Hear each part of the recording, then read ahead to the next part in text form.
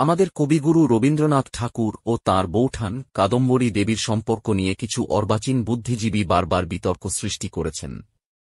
ঠাকুরপো রবিকে কাদম্বরী দেবীর লেখা বিশেষ এক পাতার একটি চিঠিকে কেন্দ্র করে তাঁরা এমন সব অনুমান দাঁড় করিয়েছেন যা কেবলই কল্পনার ফানুস।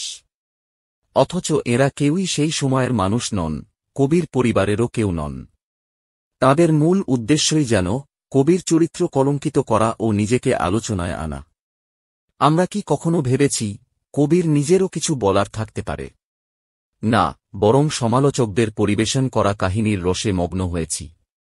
কাদম্বরী দেবীর আত্মহননের ওপর রচিত বই কিনেছি, পড়েছি এবং সেই লেখককে উপার্জনে ও ফেমাস করে তোলায় সহায়তা করেছি।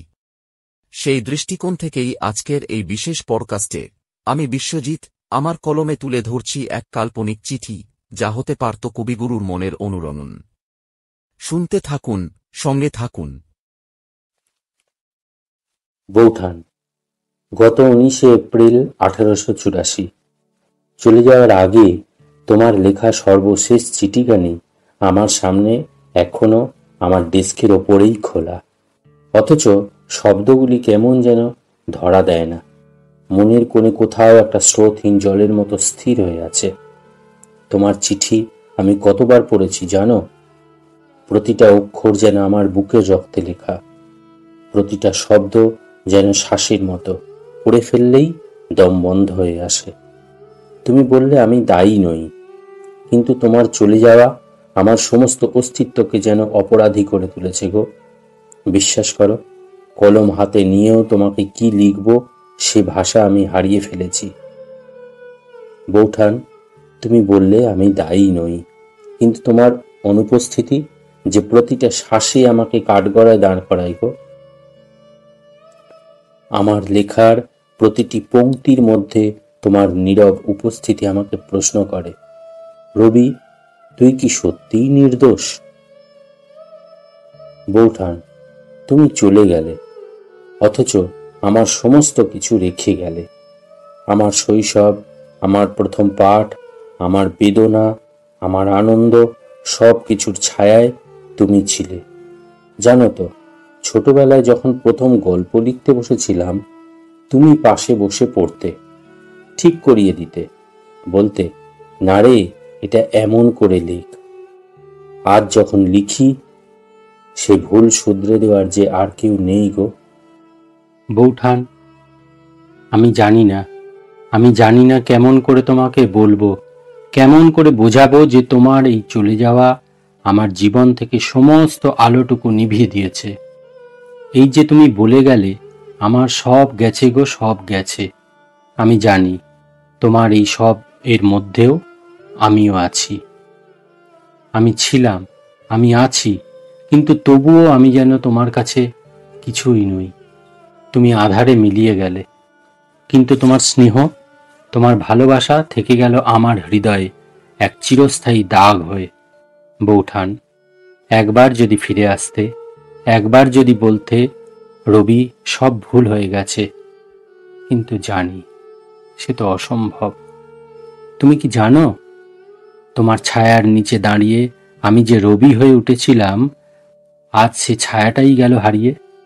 শৈশবের প্রতিটা বিকেল, আমার কবিতার প্রথম শব্দ, আমার প্রথম গান, সব তুমি ছিলে বৌঠান, সবটুকু জুড়ে যে তুমিই ছিলে। আর আজ আমি দাঁড়িয়ে আছি এক তীব্র শূন্যতার সামনে। তুমি বললে, রবি, শুধু ভালোবাসাটুকু যায়নি। বৌঠান, ভালোবাসা যে থাকলো, তবু তুমি থাকলে না। এই ভালোবাসা আমি আজ কোথায় রাখবো বলতে পারো? কার কাছে নিয়ে যাব? কে তার ভার নেবে? তুমি আঁধারে মিলিয়ে গেলে, আর আমি তো সেই আঁধারেই ডুবে গেলাম।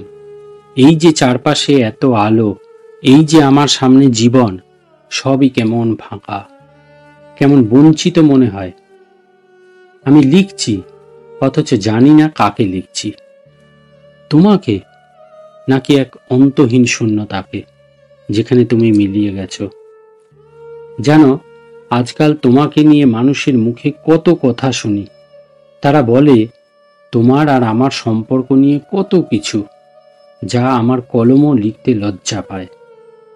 তারা আমাদের বেদনার গানটিকে বিকৃত রসিকতায় পরিণত করেছে।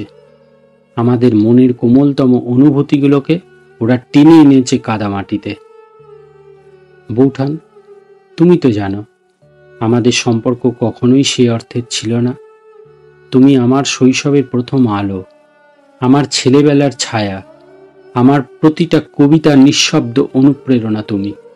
তুমিই তো আমাকে প্রথম বই হাতে তুলে দিয়েছিলে। তুমিই তো প্রথম বলেছিলে, রবি, তোর লেখা সুন্দর। আজ তারা বলে সে ভালোবাসা ছিল নাকি অন্যরকম। একটিবার যদি ফিরে আসতে গো বৌঠান, একটিবার যদি আমার কপালে হাত রেখে বলতে, রবি, কাঁদিস না রে। কিন্তু জানি সে তো আর হবে না। তুমি চলে গেছো, অথচ তোমার অনুপস্থিতিতেও তোমার চরিত্র হনন চলছেই। এ কেমন বিচার বৌঠান? তুমি নির্বাক, আর তারা স্বেচ্ছাচারী। আমি জানি না তুমি কোথায় আছো, আমি জানি না তুমি এসব কথা শুনতে পাও কি না। যদি পাও তবে বিশ্বাস করো, আমি লজ্জিত এই সমাজের, এই পৃথিবীর জন্য। যে পৃথিবী তোমাকে বোঝেনি, সে আজও তোমাকে কদর্য কল্পনার বিষে দগ্ধ করছে।